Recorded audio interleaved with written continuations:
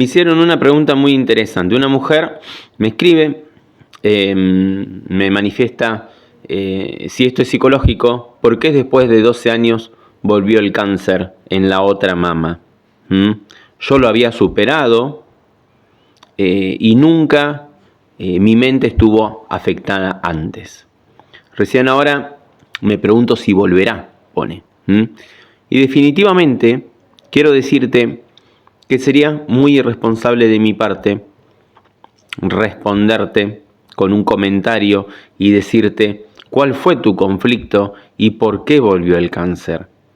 Porque evidentemente nadie puede determinar algo tan complejo, ¿sí?, con 2 o 3 líneas de información o con un simple comentario. Está claramente lo primero que habría que saber es qué tipo de cáncer de mama tuviste, porque no es lo mismo un carcinoma intraductal que un adenocarcinoma lobulillar o glandular o cualquier otro tipo de tumor, ¿sí? Por otro lado, también habría que saber en qué mama apareció, habría que saber si sos diestra, si sos zurda, con quién está articulado, con quién está relacionado ese conflicto biológico, si con tu pareja, con un hijo, con tu mamá, con un padre, con tu hermano, con una situación laboral, no lo sé. Entonces, indudablemente, todo eso modifica completamente el análisis. Además, vos decís, yo superé el cáncer, y ahí aparece una pregunta verdaderamente importante. ¿Qué significa exactamente haber superado un cáncer? ¿Qué significa?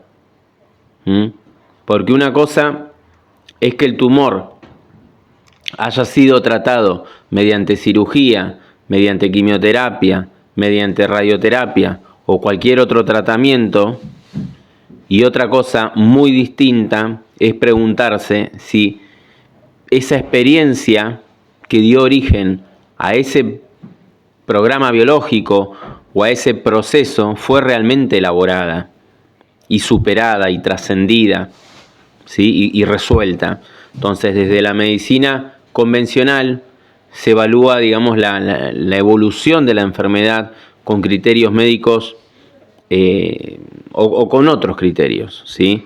Pero desde el enfoque terapéutico o desde la germánica, por lo menos con lo que trabajo yo, también nos preguntamos qué pasó en tu vida, en la vivencia de esa persona, con su manera de interpretar lo que ocurrió en un momento de su vida o en la historia, con sus vínculos, con su forma de responder frente a determinadas situaciones, con la manera en la cual vos tenés de interpretar la realidad que vivís, y precisamente eso no se puede responder en un comentario de acá, de las redes sociales, ¿sí?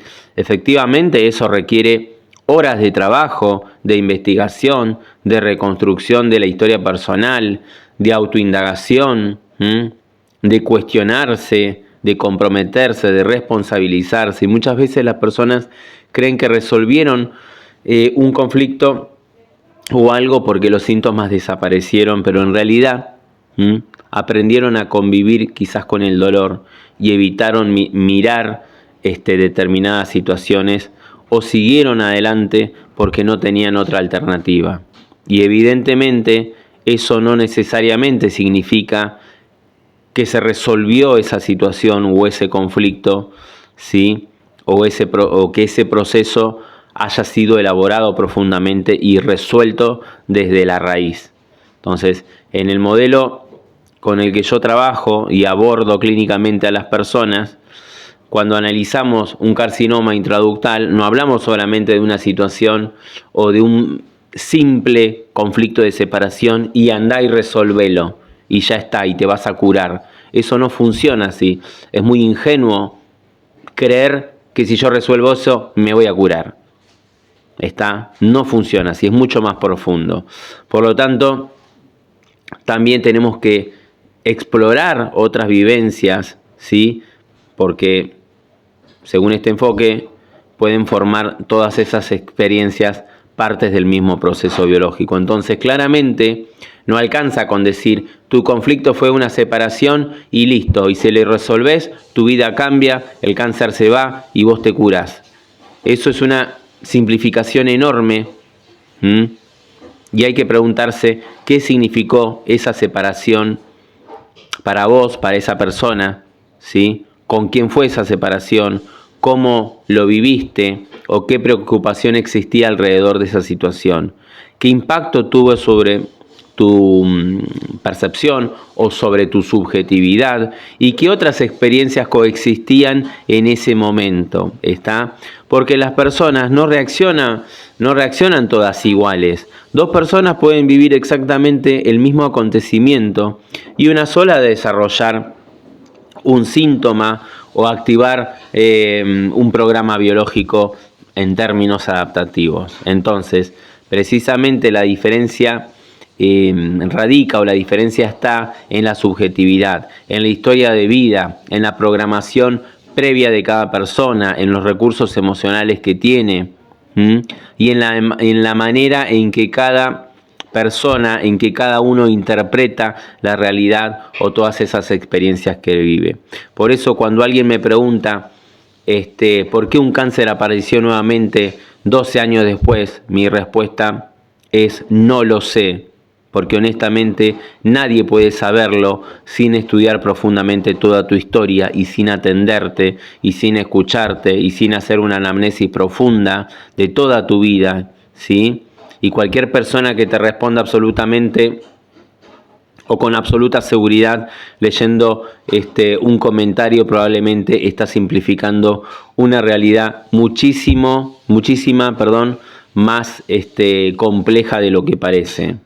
Entonces en consulta justamente hacemos todo este trabajo, investigamos el origen, reconstruimos toda la cronología de los acontecimientos, analizamos los vínculos, las pérdidas, las separaciones, las preocupaciones, los miedos a morir o el miedo o los conflictos motores primitivos o instintivos que pudieron haber disparado o apretado el gatillo para que se dispare este programa, las experiencias que quedaron abiertas y todo aquello que pudo haber configurado ese terreno emocional desde este modelo terapéutico como para llegar a la raíz y al origen de lo que pudo haber acontecido en tu vida, ¿sí? No buscamos culpables ni buscamos generar miedo, todo lo contrario, buscamos comprender la historia completa de la persona para poder acompañarla de la mejor manera posible